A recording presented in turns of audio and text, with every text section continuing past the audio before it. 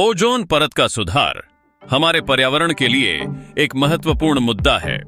पिछले दशकों में मानव क्रियाकलापों के कारण ओजोन परत में छेद हो गया था, जिसके फलस्वरूप हानिकारक पराबैंगनी यूवी किरणें पृथ्वी पर आने लगी थीं।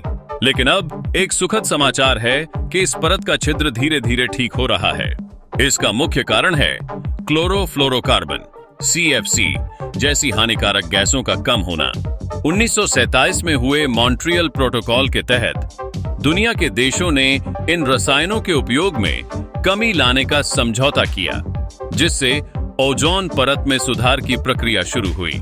यह कदम तभी प्रभावी हुआ जब देशों ने समझा कि ओजोन परत को बनाए रखना केवल पर्यावरण की सुरक्षा के लिए नहीं, बल्कि मानव जीवन के लिए भी आवश्यक है। ओजोन परत सूर्य से आने वाली हानिकारक यूवी किरणों को रोकने का कार्य करती है, जिससे त्वचा, कैंसर, आंखों की समस्याएं और अन्य स्वास्थ्य संबंधी मुद्दों का खतरा कम होता है।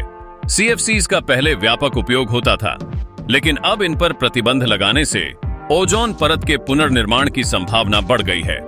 वैज्ञानिकों का मानना है कि अगर ये प्रयास जारी रहे तो इस सदी के मध्य तक ओजोन परत पूरी तरह से ठीक हो सकती है। CFCs का वातावरण पर प्रभाव बहुत लंबे समय तक रहता है, जिससे उनकी मात्रा को कम करने में दशकों लग सकते हैं। फिर भी मॉन्ट्रियल प्रोटोकॉल के बाद हर साल ओजोन परत में सुधार देखा जा रहा है। इसका श्रेय मुख्यतः अंतर्राष्ट्रीय सहयोग और अनुसंधान को जाता है।